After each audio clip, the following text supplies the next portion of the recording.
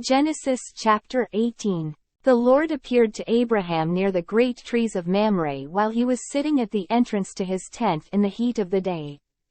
Abraham looked up and saw 3 men standing nearby. When he saw them, he hurried from the entrance of his tent to meet them and bowed low to the ground.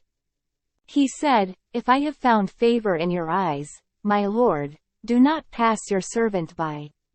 Let a little water be brought, and then you may all wash your feet and rest under this tree. Let me get you something to eat, so you can be refreshed and then go on your way, now that you have come to your servant." "Very well," they answered, "do as you say." So Abraham hurried into the tent to Sarah. "Quick," he said, "get 3 seahs of fine flour and knead it and bake some bread." Then he ran to the herd and selected a choice, tender calf and gave it to a servant, who hurried to prepare it. He then brought some curds and milk and the calf that had been prepared, and set these before them. While they ate, he stood near them under a tree. "Where is your wife Sarah?" they asked him. "There, in the tent," he said. Then the Lord said, "I will surely return to you about this time next year, and Sarah your wife will have a son." Now Sarah was listening at the entrance to the tent, which was behind him. Abraham and Sarah were already old and well advanced in years, and Sarah was past the age of childbearing. So Sarah laughed to herself as she thought, "After I am worn out and my master is old, will I now have this pleasure?" Then the Lord said to Abraham, "Why did Sarah laugh and say, 'Will I really have a child, now that I am old?' Is anything too hard for the Lord? I will return to you at the appointed time next year and Sarah will have a son." Sarah was afraid, so she lied and said, "I did not laugh." But he said, "Yes, you did laugh." When the men got up to leave, they looked down toward Sodom, and Abraham walked along with them to see them on their way. Then the Lord said, "Shall I hide from Abraham what I am about to do? Abraham will surely become a great and powerful nation, and all nations on earth will be blessed through him. For I have chosen him, so that he will direct his children and his household after him to keep the way of the Lord by doing what is right and just. So that the Lord will bring about for Abraham what he has promised him."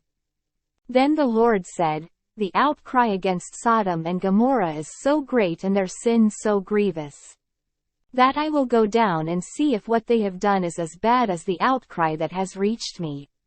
If not, I will know." The men turned away and went toward Sodom, but Abraham remained standing before the Lord. Then Abraham approached him and said, "Will you sweep away the righteous with the wicked? What if there are 50 righteous people in the city? Will you really sweep it away and not spare the place for the sake of the 50 righteous people in it? Far be it from you to do such a thing, to kill the righteous with the wicked, treating the righteous and the wicked alike. Far be it from you. Will not the judge of all the earth do right?" The Lord said, "If I find 50 righteous people in the city of Sodom, I will spare the whole place for their sake." Then Abraham spoke up again, "Now that I have been so bold as to speak to the Lord, though I am nothing but dust and ashes, what if the number of the righteous is 5 less than 50? Will you destroy the whole city because of 5 people? If I find 45 there," he said, "I will not destroy it." Once again he spoke to him, "What if only 40 are found there?" He said, "For the sake of 40, I will not do it." Then he said, "May the Lord not be angry, but let me speak. What if only 30 can be found there?" He answered, "I will not do it if I find 30 there." Abraham said, "Now that I have been so bold as to speak to the Lord, what if only 20 can be found there?" He said, "For the sake of 20, I will not destroy it." Then he said, "May the Lord not be angry, but let me speak just once more. What if only 10 can be found there?" He answered, "For the sake of 10, I will not destroy it."